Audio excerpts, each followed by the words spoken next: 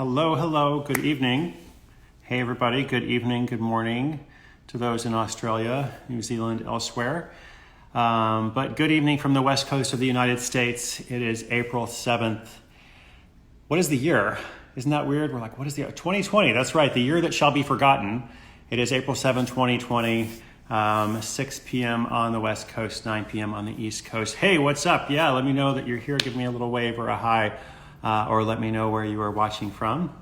So good to see you all come in. I've been looking forward to these check-ins so much. It's just been a fun thing. So I actually made some notes for tonight.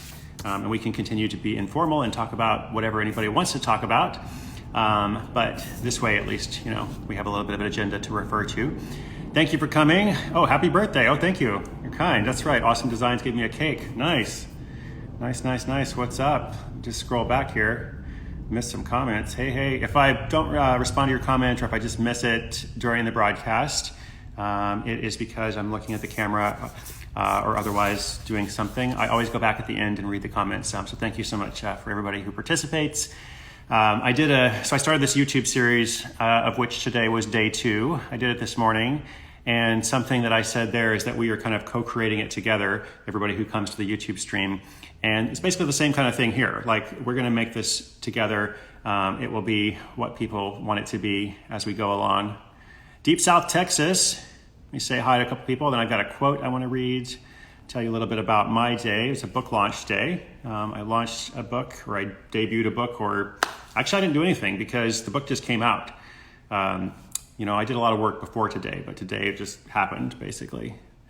Awesome book, been enjoying reading, thank you. Someone's from Nepal. Hey, hope you're doing okay over there.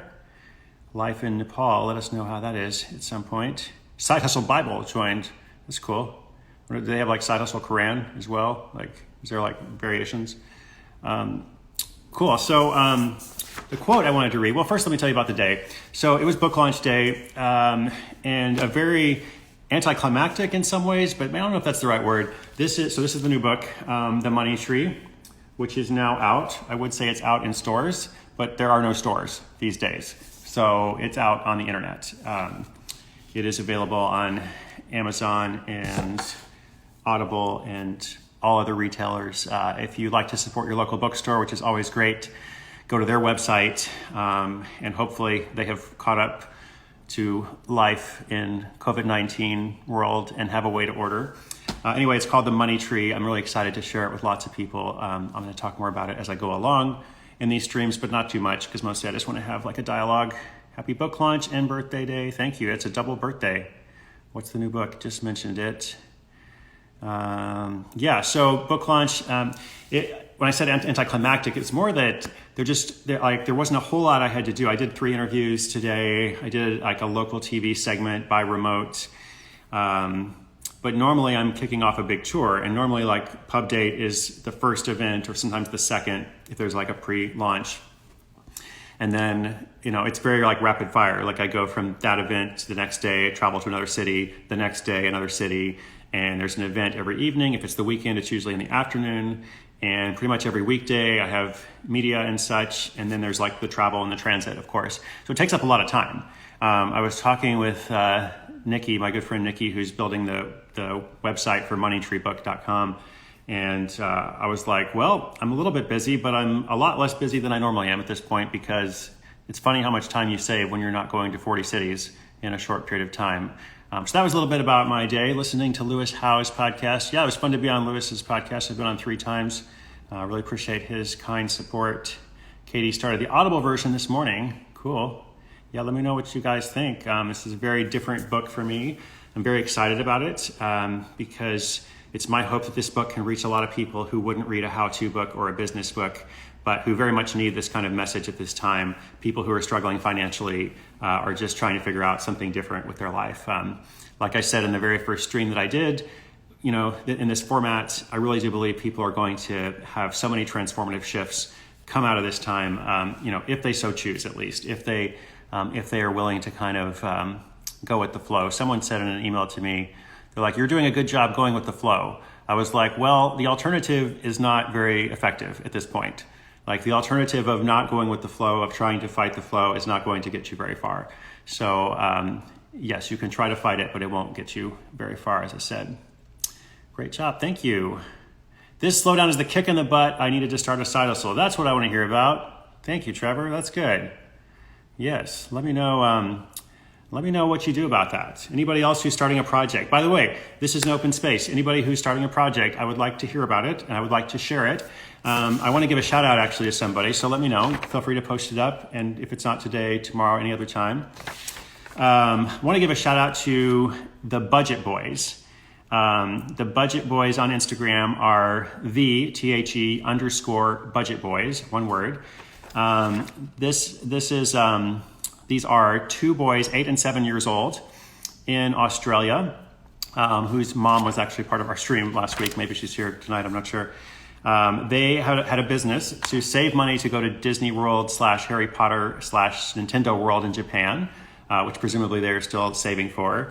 But then they also decided to do a charitable project, which you can access at bit.ly/thankyoufrontline.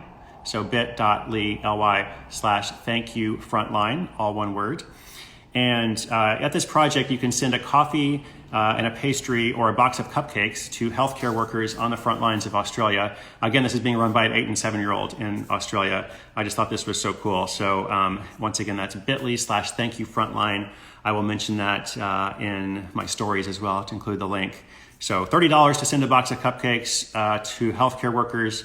Also, it's in Australian dollars. So if you're watching from the States or you're spending US dollars, you actually save a little bit. It's not quite $30. So I thought that was very cool. I want to feature different people's projects as we go along, as I said. So let me know and we can highlight them. I'm going to look at these comments here. Someone says, Ismadia, I am using this time to work on my dream of opening a children's bookstore.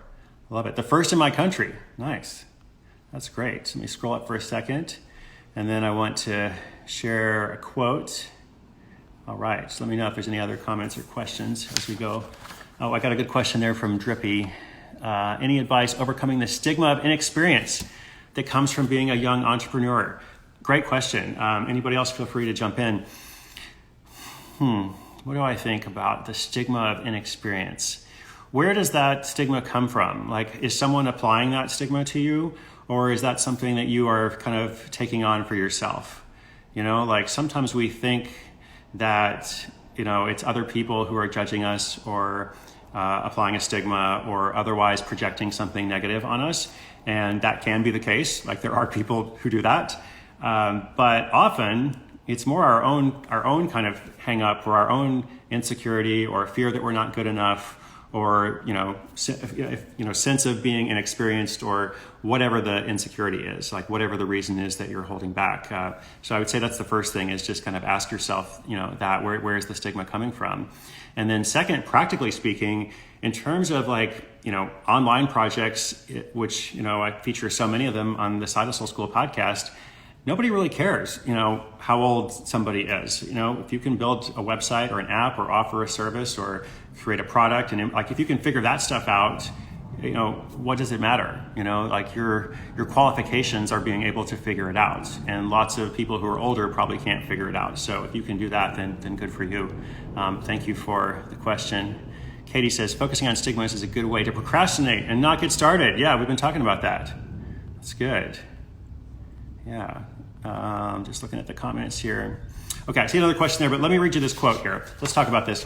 So the quote of the day, this is from Barbara Kingsolver, and she says, don't try to make life a mathematics problem with yourself in the center and everything coming out equal.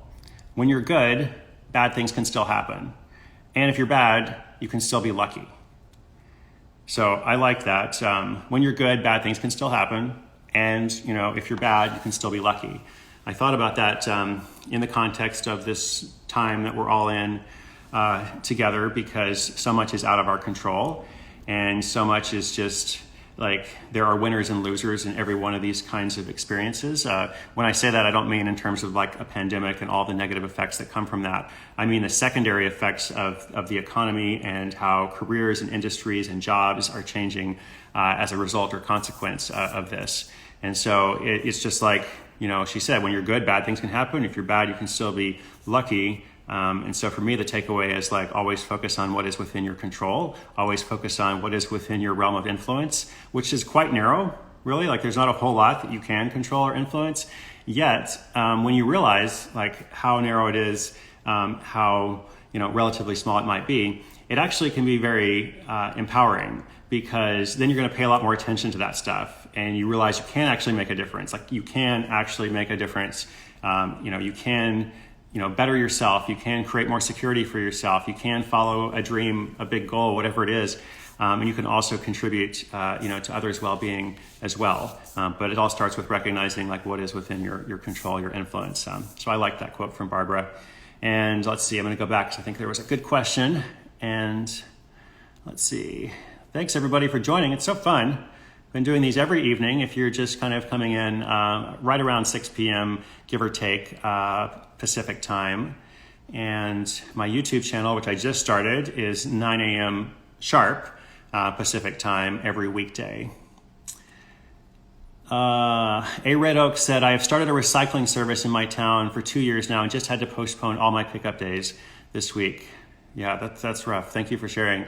I'm sorry about that. There's so many changes and disruptions with all the stuff that we were expecting to do. I was supposed to be doing the 40 City Book Tour, this big event that I produce every summer in Portland, World Domination Summit. I reluctantly had to postpone that until next summer. And that was a hard decision, but it was also like the only decision. So that was the only good thing about it. It was like there was really no, alternative. So just want to scroll up. Is Madiva. Okay, let's talk about this. What do you think is the best way to get the money to open your business? What do you all think?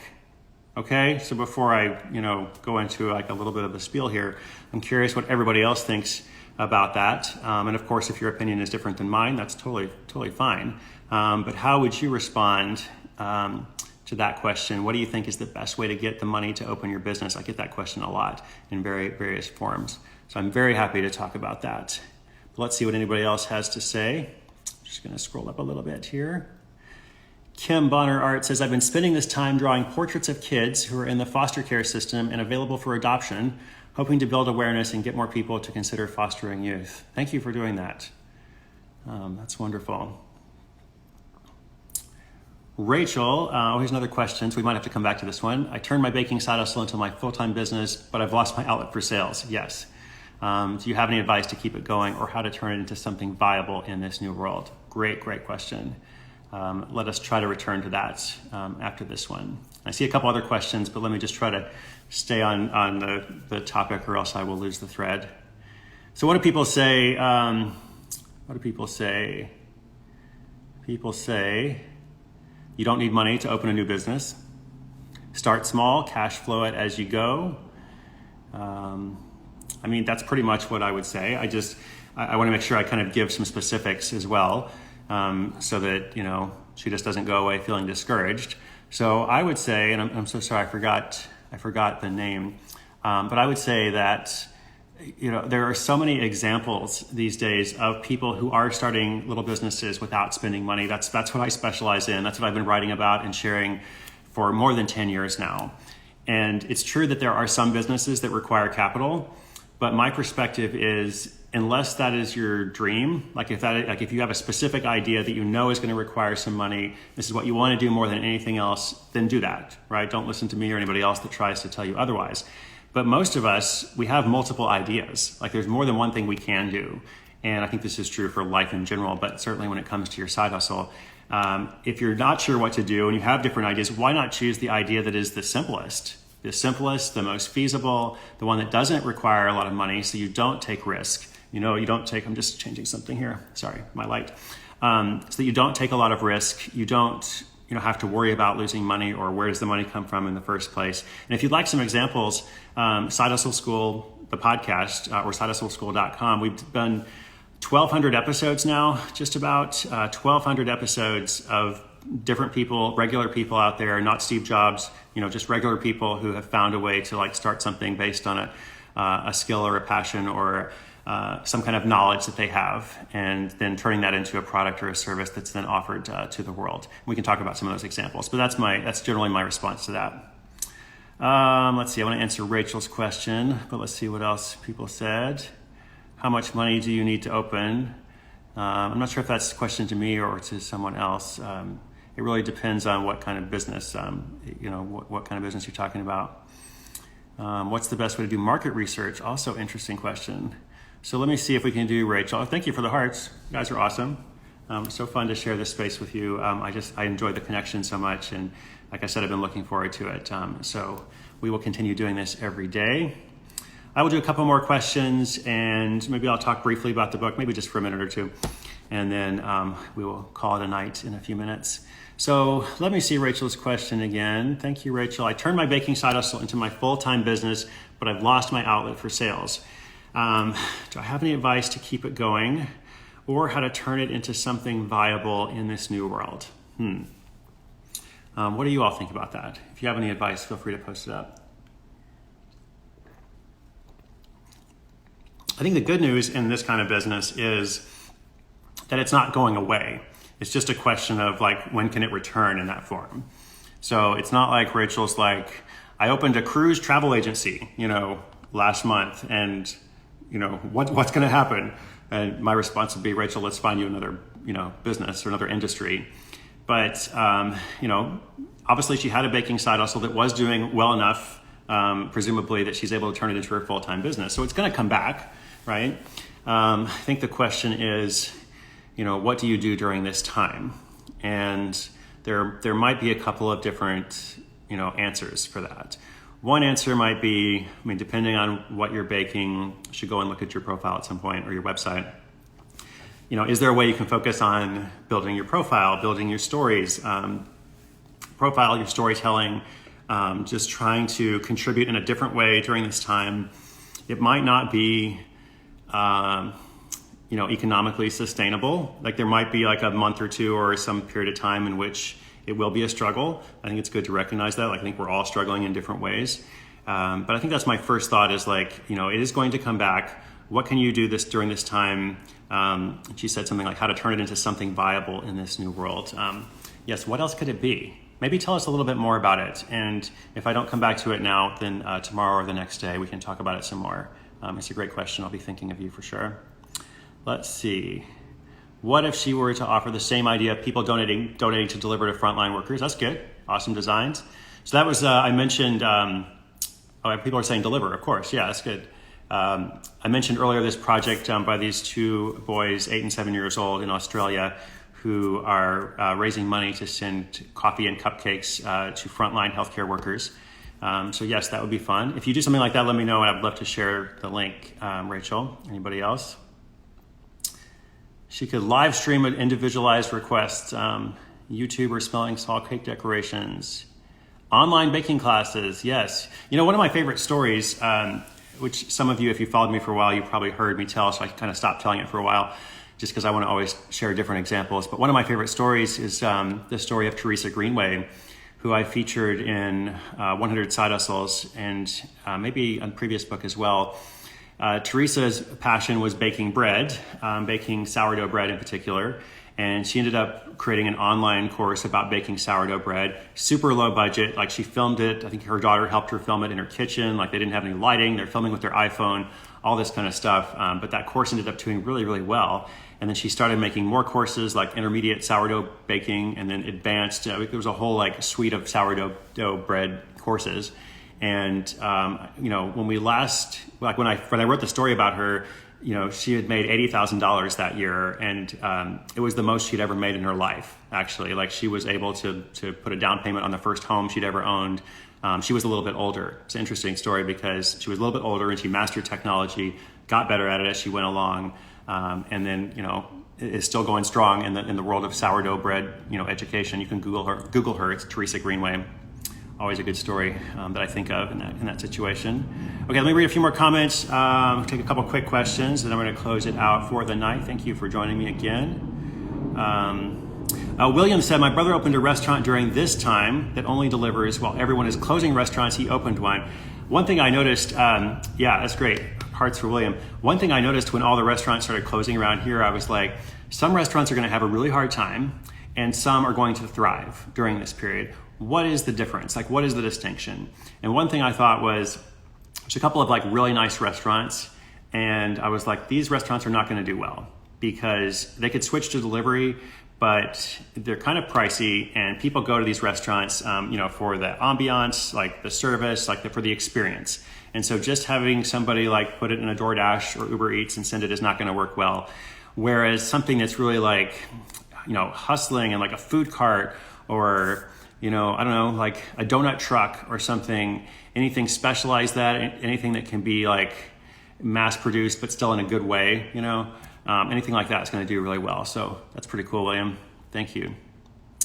Someone says, I'm in the laundromat industry, but I want to get a side hustle. Well, the good news is people will always have to do their laundry. So it's not necessarily a bad, long-term business. And Daniel said, I'm still thinking about you mentioning rent a chicken. Yeah, that was a story we had on Side Hustle School. If you've always wanted to bring a chicken into your life, but weren't sure you were ready for the full-time commitment, there is now a business, of somebody that actually provides rental chickens. And I forget exactly how it works. It's been a few months since I've done the story. But there is something for everybody out there. Claire and SJP says, I actually went on Udemy to find that course after the story. Yeah, it's all there on Udemy. Thanks for the podcast. Thank you for listening. Can you tell us again when you go live every night or periodically so we can catch you? Thank you. Thank you. I'm doing it every night, usually around the same time. So whatever this time is in your world, it's 6 p.m. Pacific, a little bit after sometimes. 9 p.m. Eastern. I believe this is morning time in Australia and such. And William said, yeah, he did cheesesteaks and onion rings. Okay, that's also a comfort food. So I think this is also key, right? Comfort food during this time, like a lot of people are stress eating. A lot of people are like, it's just a hard time, right? So if you can provide something that is like close to someone's heart, to their childhood nostalgic favorite foods or whatever, then I think that's something that goes well. And at the same time, you can also, like something that's really into wellness will also go well. Like these two things are not opposed in terms of market demand, market desire. So Rachel of my business, Hippie Chick Noms on here. I will check it out. Thank you. That's fun. Everybody go check her out as well. Follow her. Let's see what she comes up with. And yes, I'm going to close it out. Today is April 7th. It is the book launch, the book release day, the publication day of this new book, The Money Tree. A story about finding the fortune in your own backyard. I'm going to be talking about it periodically, hopefully in a natural way that's not annoying, because I really am proud of this book and I want to reach as many people as possible with it, especially those who are struggling.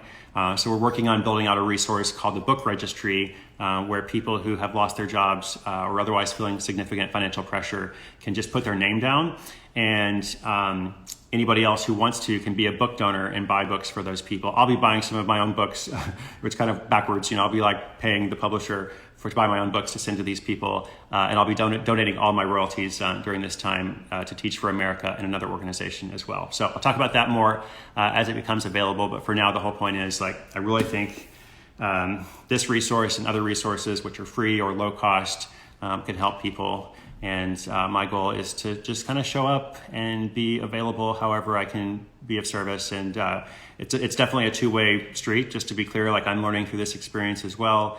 I really enjoy co-creating these conversations with you.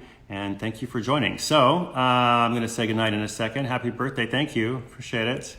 You guys are awesome. Where can we find in Brazil? So eventually there will be a Portuguese version, but I don't have that yet. There's a publisher there that does those kinds of things. So now you can import it either from Amazon or wherever you would buy a book that doesn't come out in Brazil. Yes, you rock. You guys rock. You are amazing. Awesome. Thank you so much. I hope to see you again tomorrow. So I'm doing YouTube in the morning if you're around, 9 a.m. Pacific. I always post the link here on Instagram Stories a few minutes before I go live. But thank you. I really appreciate you. Happy birthday. Thank you. You guys are awesome. And I hope to see you again. Be well, take care of yourself, and check up on somebody.